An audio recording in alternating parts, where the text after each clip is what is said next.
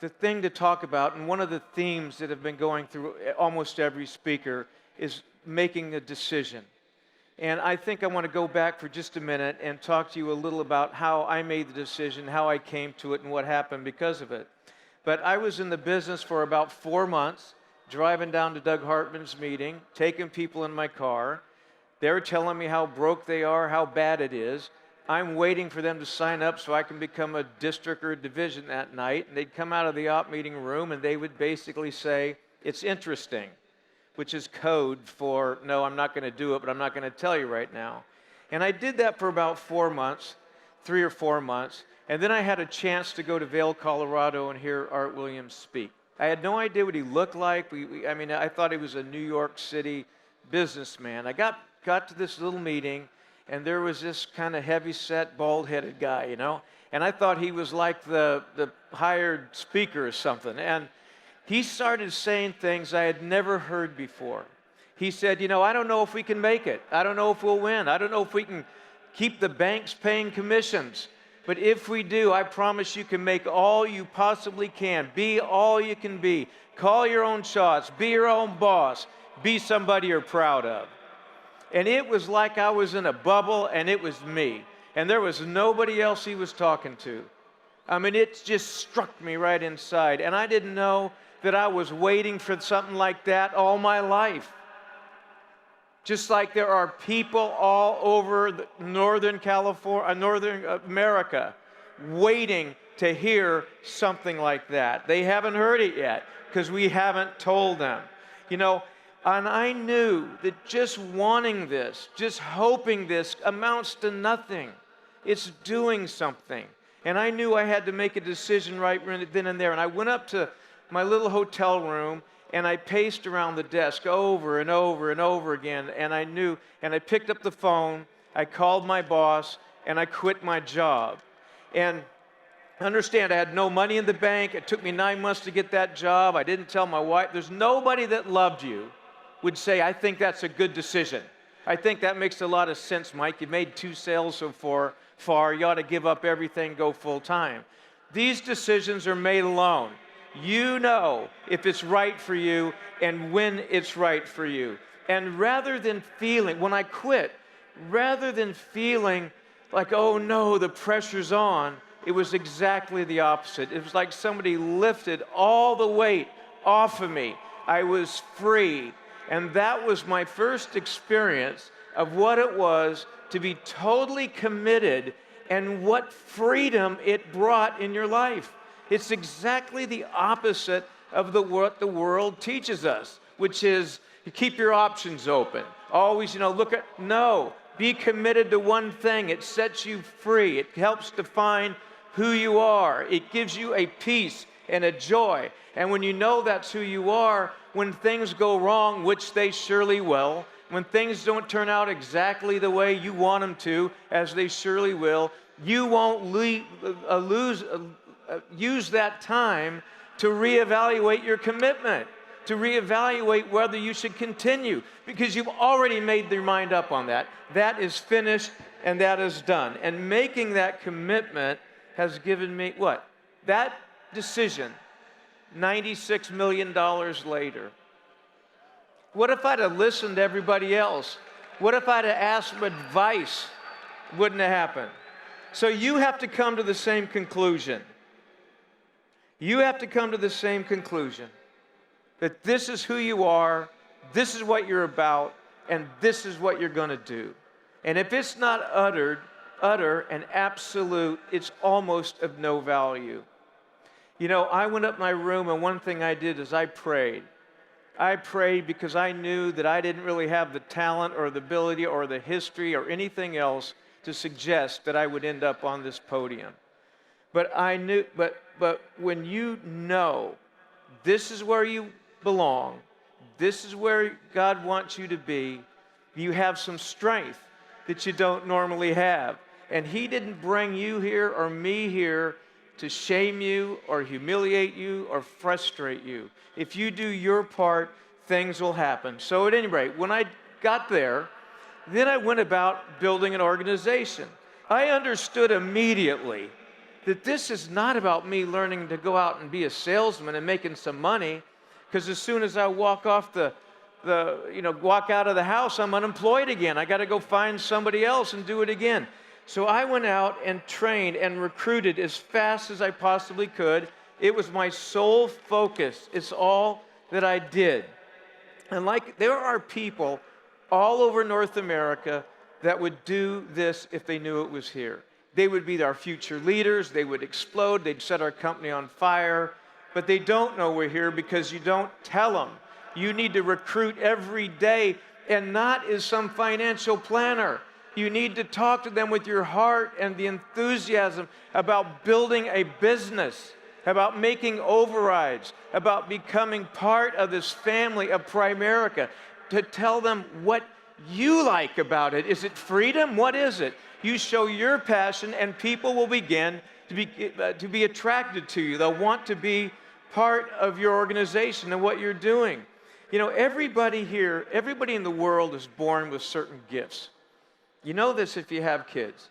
Some are musically talented immediately. Some are mathematically talented. Some like to work with their hands. Some like to read. They're all different. And that's the same with the people in the world. There are people that were born to do this. Everything about this is what they love. It's their abilities. It's their talent. And it's your job to find them. But so many of you work so hard at developing them, which you're typically are not going to do. The person that sees this sees it and wants it. And they get on their path and start running with it. I used to give this analogy and say, look, if you want an oak tree, you plant an acorn, and if you plant a squash seed or a tomato plant, when it grows up, it's a tomato plant. And you can trim it and cut it and fix it and wish for it, and it's still a tomato, okay? And so that's what you do with recruits. You get one, you feel like, oh, I finally got one. So now I'm going to take and smother this person, and I'm going to coffee with them. I'm going to be their psychiatrist. I'm going to be their marriage counselor. Occasionally, that doesn't work. People show themselves almost immediately when they want to do this business. And you know, almost every one of these successful people up here had a spurt, a super spurt of hard work, where they would recruit 5, 7, 8 people, and they've been with them forever, and their entire fortunes really were built through that group. So you have to recruit in bunches. You got to recruit a bunch of them rapidly. You don't hire somebody in January, work with them until you figure out they're not really all that good, and then try to recruit somebody again in April until you figure out they're no good. You can't do that over and over and over again as a career, which people do all the time. Now, if you put them all together, all those folks, iron sharpens iron. Now you put them together, they become friends. You hired them all in 1 month, they're all part of the same team. So you may have hired some people that could have been great, but you didn't take them anywhere where they could see anything or understand what we're about. Now let me say one other thing. You know, people say, well, just go work hard. Get out there and work hard. You can get it done. Why won't people work? Well, you know what? I don't think that's the issue at all. I think if you thought that all you had to do was work hard, people would work hard. We don't have a corner on hard work. People work everywhere in the world, very hard. The issue is fear. You're afraid. You're afraid to pick up the phone. You're afraid to overcome what your obstacles are. Fear rules you. I understood that when I was training people. It had nothing to do with what I taught them.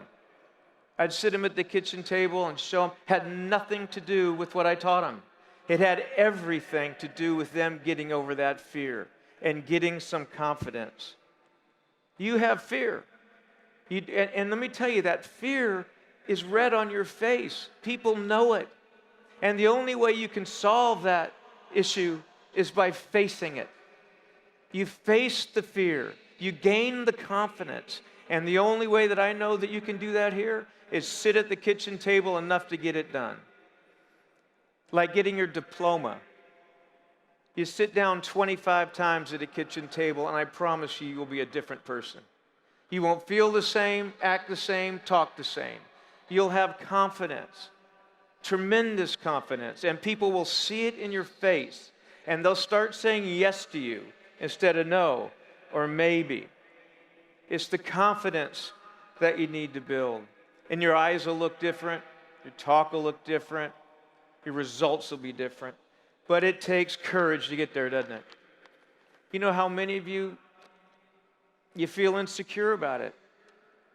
You got to get over it. There's no easy answer, but one of them is the kitchen table and getting it done.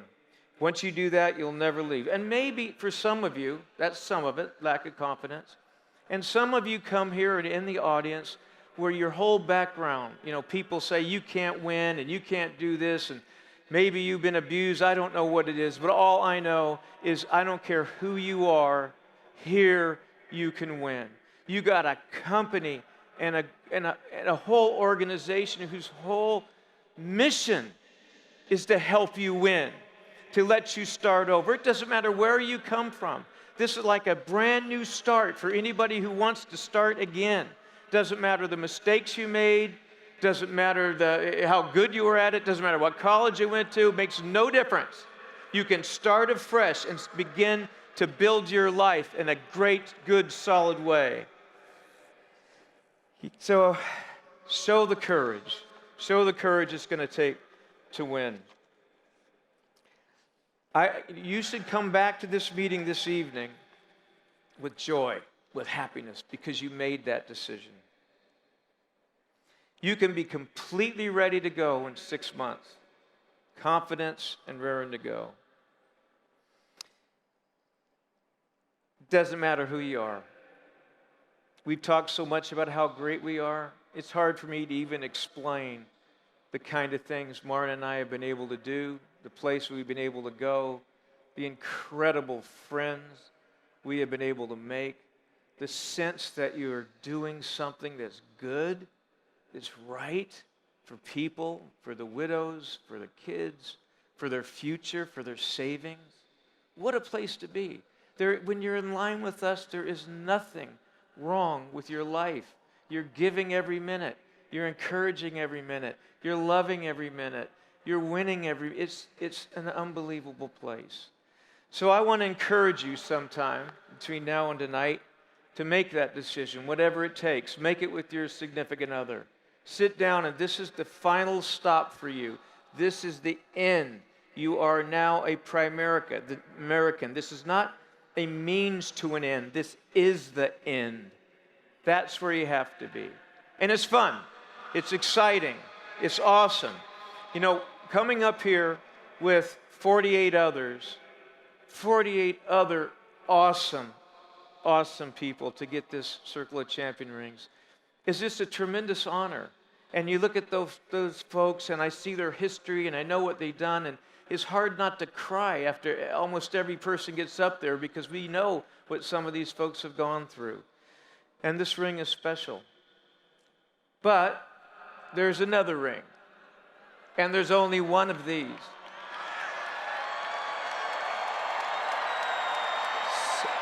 Yep, there's one of these. And I want to challenge you millennials to come and get this ring. It's lonely. We need another one. Thank you very much.